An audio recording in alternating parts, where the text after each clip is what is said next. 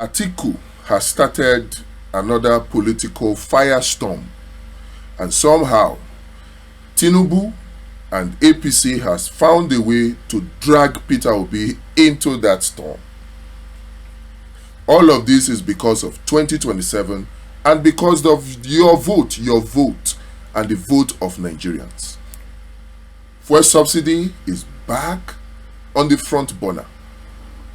Atiku started it by saying that he will bring back fuel subsidy. Remember, the argument before now has always been that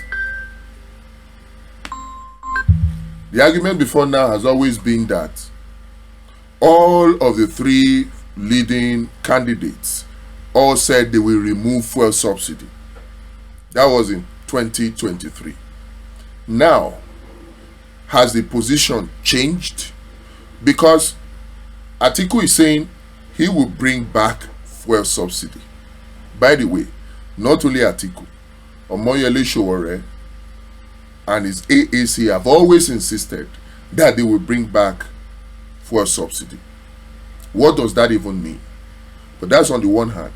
Tinubu has removed fuel subsidy, but Nigerians are not feeling any relief.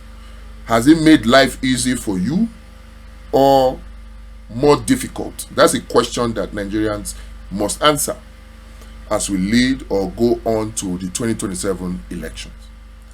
On the part of Peter Obi, has his position also changed? What was his position? Is it remove fuel subsidy? Because this is what Tinubu and the APC are quick to claim. Oh, Peter Obi said from day one. Yes, Peter Obi in 2023 clearly stated that he will remove fuel subsidy from day one. He did say that, but this is the part that they are not telling you. He said he will first of all remove the corruption in the fuel subsidy. So you have one very important issue that is capable of making your life as a Nigerian miserable or enjoyable. One very important topic, fuel subsidy. And three different candidates with three different approach. Which one is best for you? Tinubu has had the privilege of 4 years as president of Nigeria. He has had the privilege of removing fuel subsidy. Fuel subsidy gone from day one, right? But now the question is, 4 years after, how has the life of Nigerians become better or worse because of subsidy removal? This is the question. Now, the whole statement, what is causing this whole hula baloo discussion right now about fuel subsidy, gone or back? It is Atiku's statement that he will bring back fuel subsidy. Is the solution to bring back fuel subsidy or to reduce the price of petrol for Nigerians? I think this is where the difference among the three candidates becomes very, very clear. If you consider what Peter Obi said, he talked first about removing the corruption in the oil and gas sector, in the subsidy regime. Removing what? Corruption. Atiku is talking about bringing back subsidy. Everybody agreed, all of them. In fact, from Buhari till date, from Jonathan, everybody agrees that there is corruption in the subsidy regime. Or do you disagree? Is there any Nigerian who does not know? There may be. If it is you, let us know. We can explain. But is there any Nigerian who does not know that there is corruption in the fuel subsidy regime? Is there? If there is, or if there are, then it may be those who are not interested in knowing anything about the Nigerian oil and gas. But for those who are conversant with Nigeria's oil and gas sector, they know that there is corruption in that sector. Now, If there is corruption in that sector, what is the solution? Is the solution to continue to claim that, oh, we remove fuel subsidy, we could not handle it, we were borrowing to pay for fuel subsidy? Is that the solution? Or is it to remove the corruption in that fuel subsidy regime? Or is it to bring back the corruption, the fuel subsidy along with all its corruption? Which is best for you as a Nigerian? Which is best for you? Which is best for you?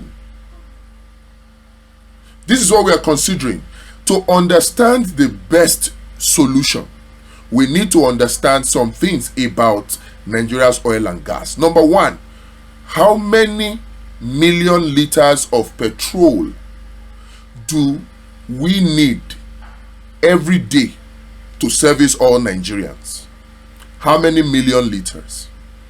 Once you answer this, the next question will now be, how many thousand barrels of crude oil do you need daily to refine that amount of petrol that Nigerians need on a daily basis?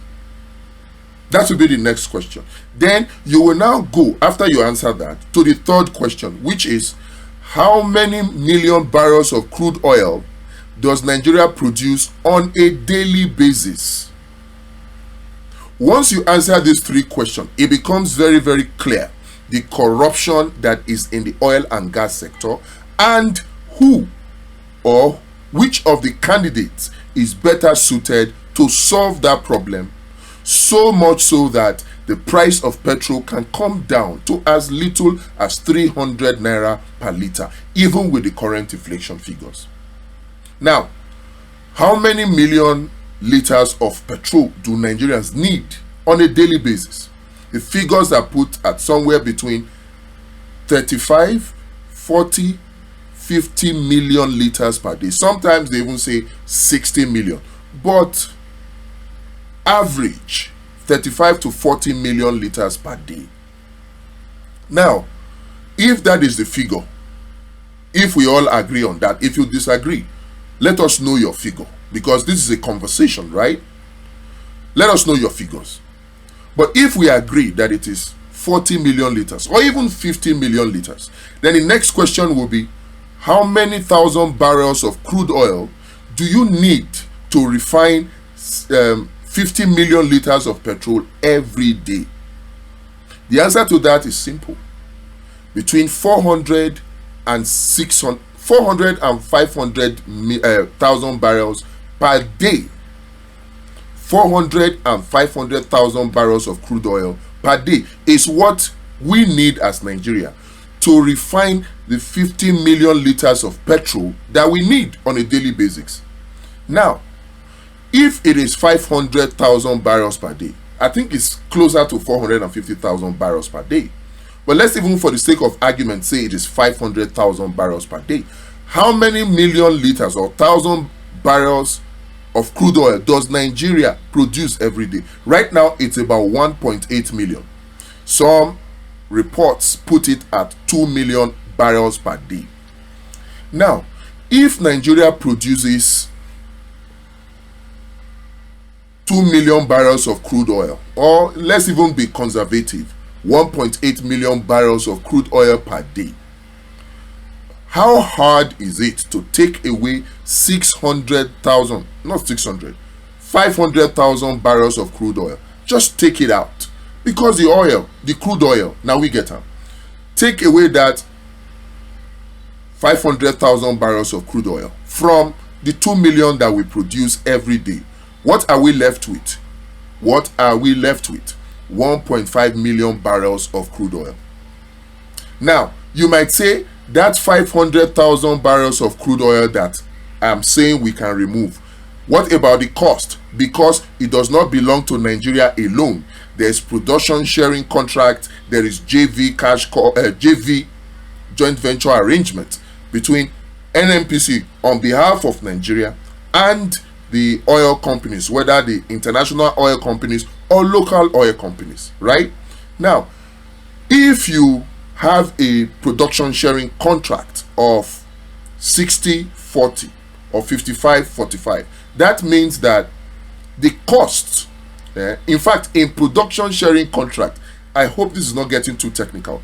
In production sharing contract, the whole wahala of getting the oil from the ground is the responsibility of the oil company. Now, after getting the oil, if they get the oil, they will share it based on, first of all, the cost. The oil company will remove their cost oil, the cost they use to produce the amount of crude oil barrels per day. They will remove their cost oil. After removing their cost oil, then there will now be royalty oil. Royalty oil will be taken, right? There can be tax oil. You take tax. For Nigeria, all of this is for Nigeria. Now, the one that is not for Nigeria is can be said to be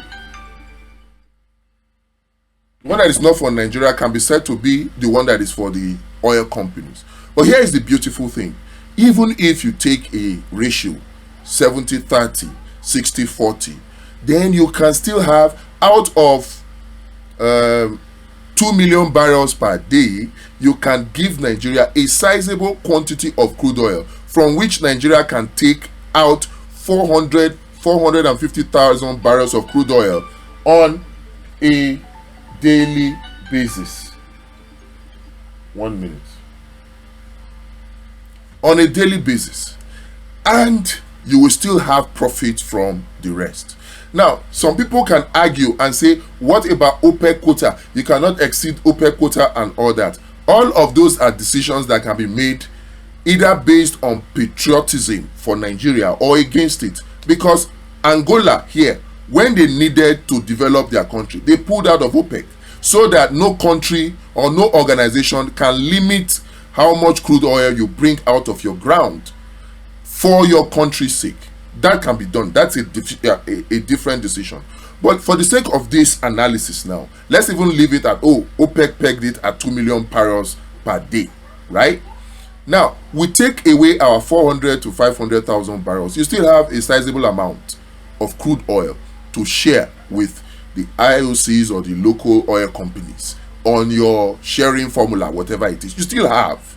Now, these 500,000 barrels of crude oil that you take out, you can still engage in a direct sale, direct purchase agreement with Dangote, such that Dangote does not need to pay for the crude oil, and you, as NNPC, do not need to pay for the refining.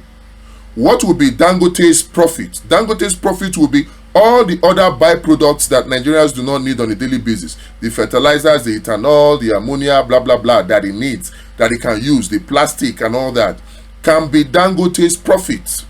Because after all, how much is it to refine 1 barrel of crude oil? How much is it? $5, $10? So if you do that direct sale, direct purchase agreement between NNPC and Dangote refineries, with that 400,000 or 500,000 barrels of crude oil per day, what that simply means is you are giving that crude as your part of profit oil, right? As your part of JV joint venture. You take that your 400,000 and give to Dangote. Doesn't have to pay. Dangote refines and gives you back the equivalent of that 400 or 500,000 barrels of crude oil on a daily basis. So you do your checks and balance. Dangote wins because he will get the other product to sell as profit. NNPC wins because NNPC will now get refined petrol product to even dash Nigerians. And I say use that word, dash. But they don't have to dash it. And the truth is, even if they decided to dash it to Nigerians for free, they will still be making a profit because other things are involved. But you can now see that from this arrangement, NNPC has the capacity to do a direct sale, direct purchase agreement with Dangote. The crude oil doesn't need to leave Nigeria. It is within Nigeria. Dangote refines and gives back refined petrol product to NNPC without NNPC spending 1 naira for the product. And if you don't spend 1 naira for the product, remember, you have paid for the extraction of the crude oil with your production sharing contract arrangement and other arrangement. You have paid for it. And then now that is your your profit oil, and etc., etc. It simply then comes down to one thing, that you did not pay for, or you have paid for the production of the crude oil, and you don't have to pay for the refining. Now, this is where another question can arise. But Nigeria does not have 400,000 barrels or 500,000 barrels of crude oil to give to Dangote to refine for us. That's an argument that many of the so-called experts are making. And the reason they give for this, what is the reason? They say that, you see, Buhari, APC, and past government have used Nigeria's crude oil as collateral to borrow money. They have used Nigeria's crude oil future production as collateral to borrow money. That's the argument. And because of that, Nigeria does not have 400,000 barrels of crude oil to give to Dangote in a DSDP arrangement. Is that true? If you look at all the different projects, from Project Gazelle downwards, Project Gazelle, Project Eagle, down. Now, if you look at all of those projects, it is, if you sum up the total daily crude oil production that is used as collateral, it comes down to, or comes up to, 272,000 barrels of crude oil. 272,000 barrels of crude oil is what Nigeria has used as collateral for the loans it borrowed, some of which were borrowed by this same Tinubu and APC. Because Project Gazelle, that used the future daily production to borrow money from the Afrexim Bank, $2.2 or $3 billion, was under Tinubu, and they claimed they wanted to use that money to stabilize Forex, if you guys remember. So you see that the amount of crude oil per barrel that Nigeria has to give, or that Nigeria has used for loans, is 272 barrels per day. 272 barrels per day. We can still accommodate it if the corruption in the oil and gas industry is removed. And this is where Nigerians must now begin to rise up and ask questions. Why is the corruption in the NNPC still there? Why are there still questions about 210 trillion naira missing from the NNPC? And when an attempt was made by Senator Shomole to bring Mele Kyari to book, protection came from the National Assembly and even from Aso Rock. Why? Why does it look like Tinubu is covering the corruption in the NNPC? All of those questions are there. We know why. But they are there for the APC and Tinubu to answer. But with all that has been said now, is it not clear that for you to have the price of petrol come down to as low as 300 naira, the only thing that needs to be done is to remove the corruption that is in the fuel subsidy regime and in Nigeria's oil and gas sector? That's all. It is not to bring back the same corrupt subsidy where nothing was removed. All that Tinubu did was increase the price of petrol to favor the oligarchs, people like them, Dangote them. That's all he did. There was no subsidy removed, based on the testimony of Mele Kyari and the former group chief financial officer of the NNPC. So the way forward is what? Peter Obi, remove the corruption in the oil and gas sector and in the subsidy regime. Or do you have a better suggestion? Let us know. If you have any question about this fuel subsidy regime, because I see that many Nigerians do not really understand it, and you need to understand it because your life depends on it. Many of the things that you are praying for, you would not need to pray for it if the corruption in Nigeria's oil and gas is removed, and government now has more money to implement on people projects, to invest on people, to remove waste. You need somebody who can do that. Who is that person among the three front,